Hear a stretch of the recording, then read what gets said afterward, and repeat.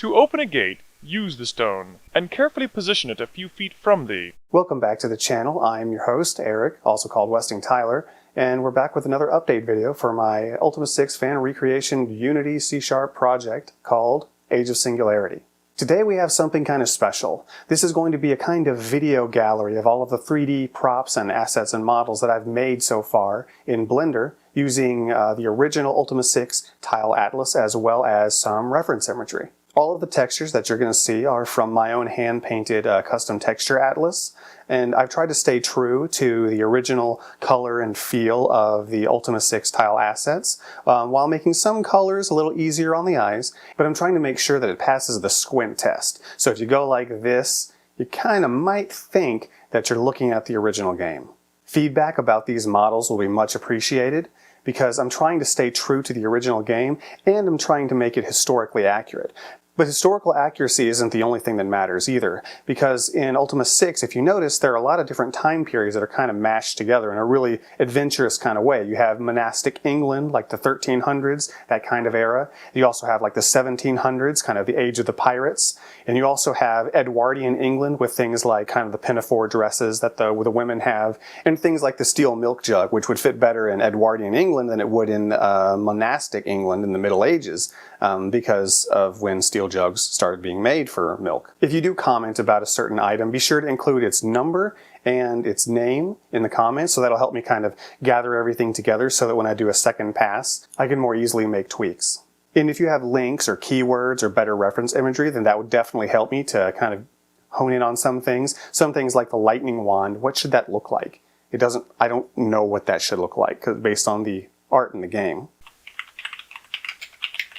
Ask Yellow about that. So there's definitely room for enriching that experience. And let me know if you think that certain items should be named something more accurate. For instance, a wheat sheaf, which is that big pile kind of thing that they harvested wheat in. I want to start calling things by their proper names now, so that as I build my asset database moving forward for future projects, I'll get in the habit of using the right terms for things. Also let me know if there's a particular model that you really like, so that I can get a feel for what works and what doesn't. And let me know if you have technical suggestions like changing an object's pivot point. They're all rotating around their pivot points. For this showcase, I've tried to make sure to go back and add cutout shaders and glass shaders so that things have the transparency that they should. But you'll occasionally see an item that I missed, like the quill and ink pot, where the feathers are surrounded by a big black kind of bar.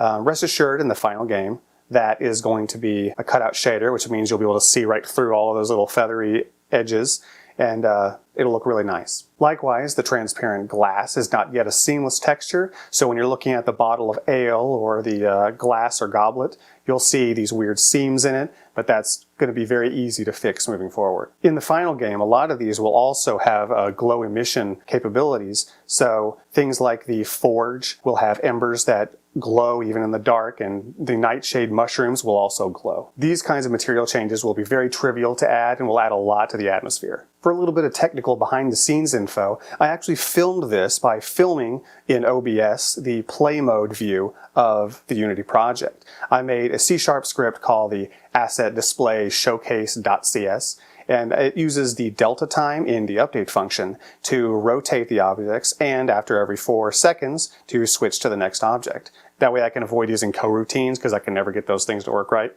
One weird side effect of this is that while I've tried to make things look fancy and tried to make some tweaks to make things line up right, you're going to see some weird views because this was largely automated through the script. So some objects will be kind of out of frame, some will be too weird.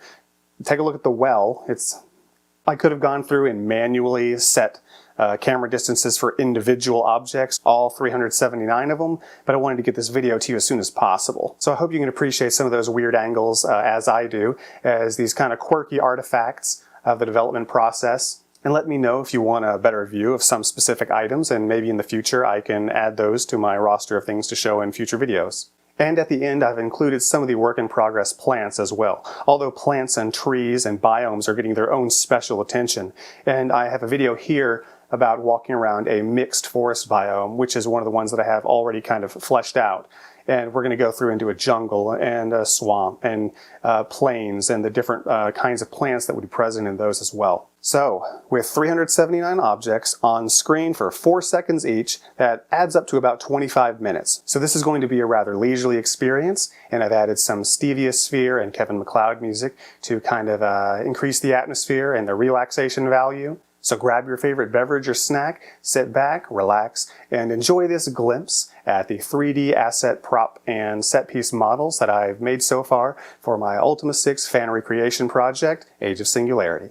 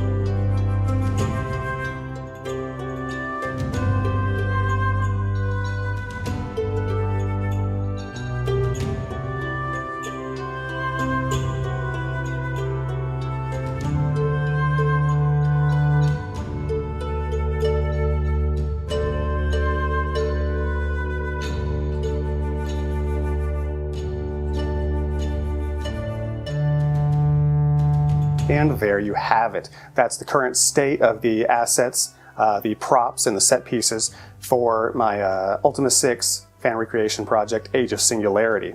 So we have all of the props and set pieces done. The buildings are all very rough and in place, and you can see the inside of those buildings a little bit at the end of the recent video that I did right there. The overworld itself is almost done. The underworld, thanks to my other side project, Project Ultra Deep, which is an attempt to recreate Undermountain, which is the massive mega dungeon underneath the city of Waterdeep on the Sword Coast, the Forgotten Realms from Dungeons & Dragons. Thanks to that, I'm starting to understand how to do interior cavern areas and stuff as well. So doing the underground for Ultima 6 is going to be very simple, using some vector images that you extrude and then we tweak them around and you can make some really cool stuff. I have a video here you could check out about Project Ultra Deep to get a feel for what I'm experimenting with there to work on dungeons and underground and interior hostile zones. If you have any questions or suggestions about the project or about the channel, just let me know below in the comments. And if you have any questions about the development process, I'm happy to answer them because I think knowledge is something that we can all share and that'll help even more cool projects get made by others. I've been working with Unity and Blender for about 8 years now, so I've picked up a lot of tips and tricks, and there's no need for you to go through all that just to have a little bit of a grasp on some of these things. That way you can spend more time enjoying the development process rather than pulling your hair out trying to figure out why Blender needs you to create a texture, a material, a paint slot. Make sure when you save your file, you save the texture too, or you'll lose the texture when you close the thing, because that's not being saved as part of the blend file. We can skip a lot of that by sharing our knowledge with each other.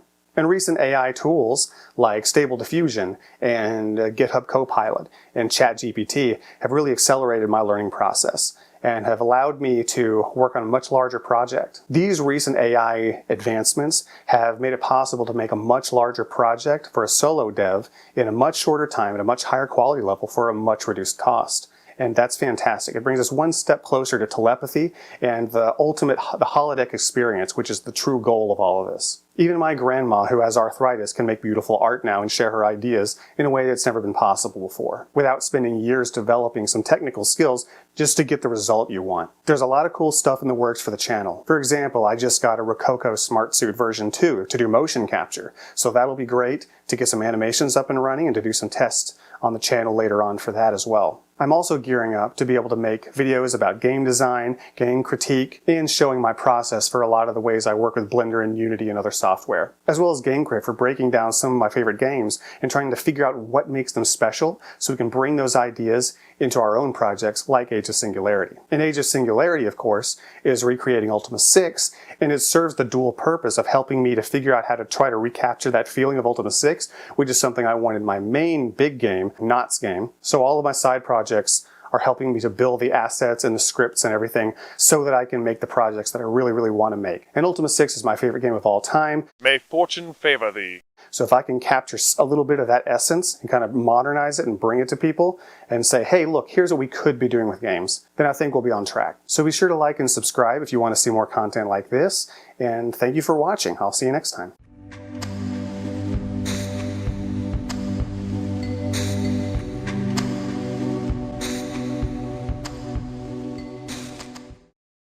Why is Dupre like a horseshoe? It's because they both have the letter R in them. What did you think of that one? Well, who asked you anyway?